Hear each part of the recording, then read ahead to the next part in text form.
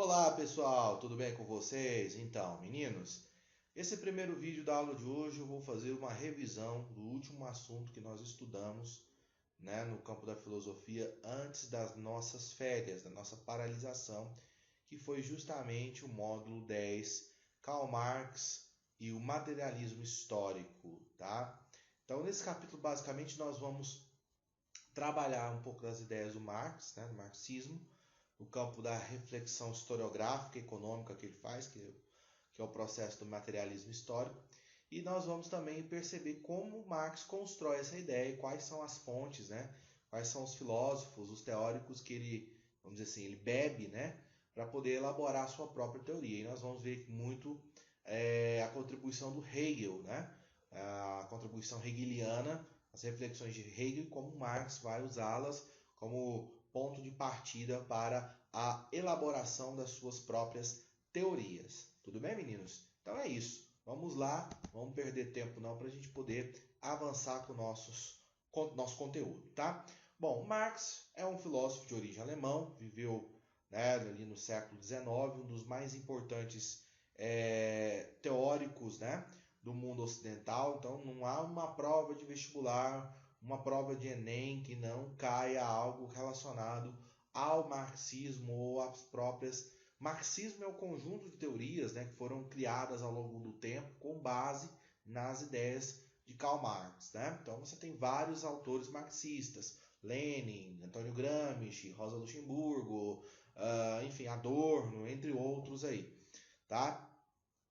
Então a gente vai ver como Marx pensou, teve as suas ideias e qual a importância, o reflexo dessas ideias na formação do mundo ocidental. Por exemplo, o Marx foi o cara que criou o tal do socialismo científico. A gente vai falar disso em um momento específico, E essa ideologia ela influenciou a formação dos regimes políticos mais importantes da história recente, que foi a União Soviética, no contexto da Guerra Fria, no mundo pós-guerra, no mundo pós-Segunda Guerra Mundial.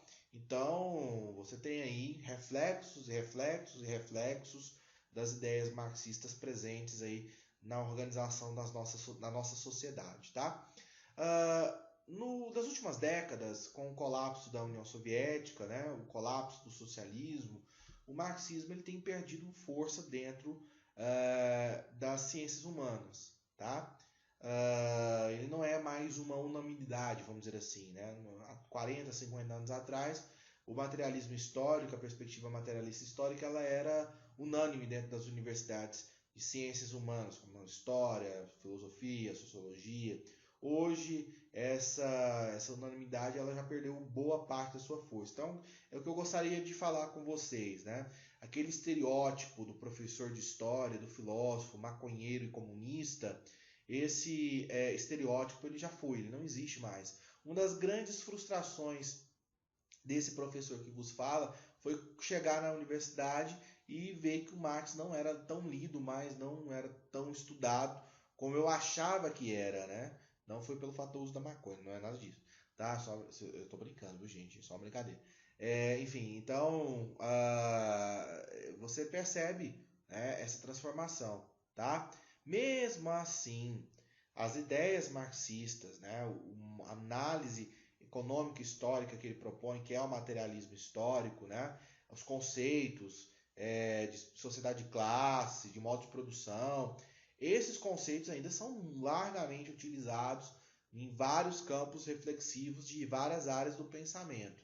Então, por um lado, você tem entre aspas, uma decadência do marxismo associada ao colapso da União Soviética, enfim, e do outro lado você tem ainda a permanência da reflexão marxista em vários campos. Então, gostando ou não dele, ele vai aparecer em algum lugar da sua vida intelectual, da sua vida acadêmica, pode ter certeza disso, tá bom?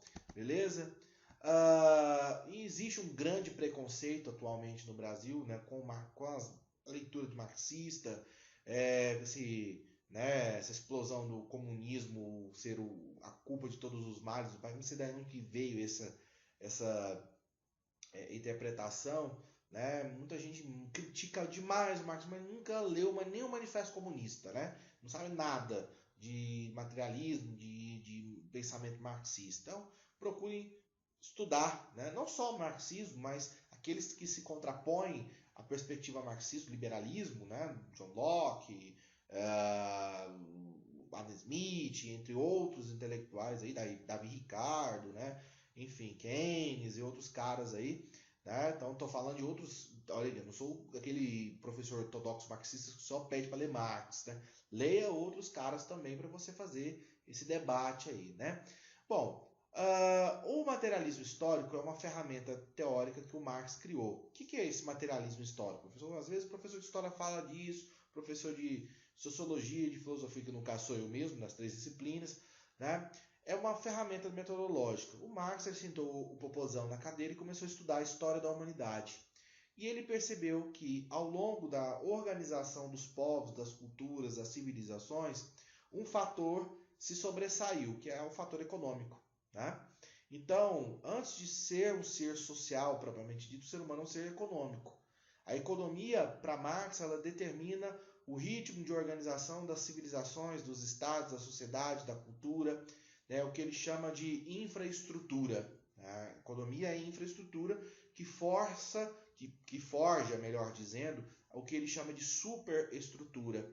A cultura, o Estado, as relações sociais, as instituições sociais são determinadas pela economia. E é isso que é o materialismo histórico, essa análise econômica. Né?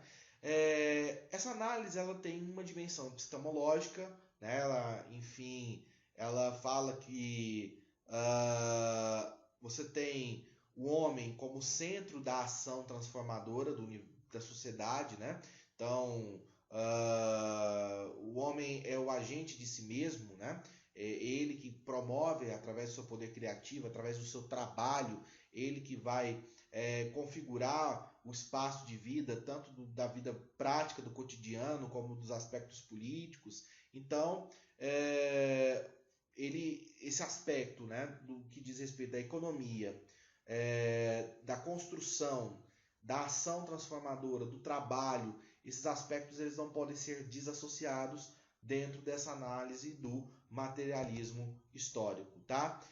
Para estudar a sociedade, o Marx ele acha necessário entender como o trabalho ele vai se organizar, ele vai se estabelecer ao longo do tempo, né? De como essas condições de trabalho foram gerenciadas, como a riqueza foi produzida, como a riqueza foi distribuída. Então ele vai partir de aspectos concretos. A grande inovação da teoria marxista é que que diferencia ela das teorias anteriores é que ela parte de uma perspectiva mais prática, né? Ela evidencia as limitações teóricas que até então existia, né? Então, o Marx está trabalhando com questão do trabalho, da economia, da produção, são elementos concretos que estão presentes no nosso dia a dia, na vida cotidiana das pessoas. Então, para elaborar essa visão de mundo, onde que ele vai partir? Né? Ele parte do idealismo alemão, né? Tem grande influência aí do Hegel.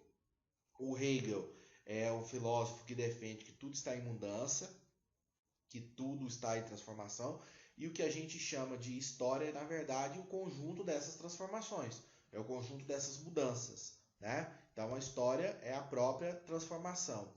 E se você estuda a história da humanidade, a história dessa transformação, você vai perceber que a humanidade ela tem uma certa trajetória. Nós partimos sempre em direção ao progresso, ao desenvolvimento. A história ela não caminha para trás, né? Você tem uma sociedade industrial quase que impossível dela voltar à idade da pedra. Isso não vai acontecer, tá? Então, essa visão, né, de caminhar ao progresso, né, da história ser o conjunto das transformações, influenciou muito, serviu muito de base para o pensamento marxista. Outra fonte, né, que vem do Hegel é a questão da dialética, que é um método que o Marx utiliza, que é a contraposição de fatores, de pensamentos, para chegar a um denominador comum. Tanto é verdade que o Marx acredita que o motor da história é justamente a luta de classes, a luta entre opressores e oprimidos, né? Polos opostos que entram em conflito e levam a humanidade em direção ao progresso. E aí vem a ideia hegeliana muito presente. Depois da morte do Hegel, você teve algumas correntes, né, de filósofos hegelianas. Você tinha os filósofos hegelianos de direita, né?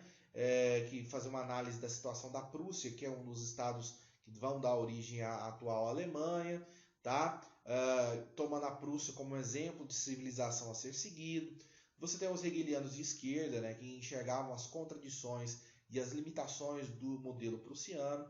No início, Marx fazia parte desse grupo, né, dos chamados hegelianos de esquerda, mas depois de ler os artigos do Feuerbach, que é um outro filósofo que vai influenciar muito a vida do Marx, ele caminha ali por caminhos, ele começa a trilhar o seu próprio caminho intelectual, né, produzir suas teorias sem influência, lógico, né, pegando como base as reflexões hegelianas, mas adaptando às suas respectivas perspectivas, né? Em suma, para a gente poder resumir essa reflexão do materialismo histórico, o materialismo histórico ele explica a necessidade que a realidade ela não deve ser apenas contemplada, mas sim transformada. Inclusive, por isso que o símbolo do socialismo marxista tem a foice e o martelo, né? O martelo, além de simbolizar o operariado urbano, ele simboliza também a força da transformação, da mudança. Então, é uma filosofia que ela não é só ela não tem só um viés puramente acadêmico. Até então, o filósofo era aquele sujeito que ficava no gabinete da universidade e não interagia muito com a população, com a sociedade.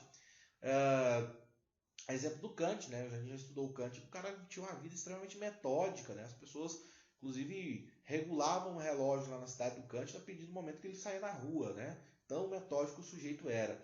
E aqui o Marx fala, não, aqui a intelectualidade, o conhecimento, a produção intelectual, ela tem que ir para a rua, ela tem que ir para as pessoas, ela tem que transformar a sociedade. Não basta você publicar para artigos e pesquisas para os seus colegas da universidade lerem. Todo mundo tem que ler. Isso tem que sair fora, né, do mundo universitário e penetrar nessa sociedade. Então aqui você viu que eu trabalhei com eixos centrais principais, o materialismo, a questão da transformação, a questão do trabalho, né, as influências hegelianas sobre o próprio Marx, né, a concepção de materialismo histórico. Então, fica aqui bem estabelecido essa influência. O próximo cara que nós vamos estudar é o Nietzsche, que também é alemão. É um filósofo que tem uma visão crítica e transformadora acerca do papel da filosofia, assim como Marx, mas numa perspectiva bem diferente, bem distinta da do próprio Marx, beleza? A gente vai estudar ele no próximo vídeo.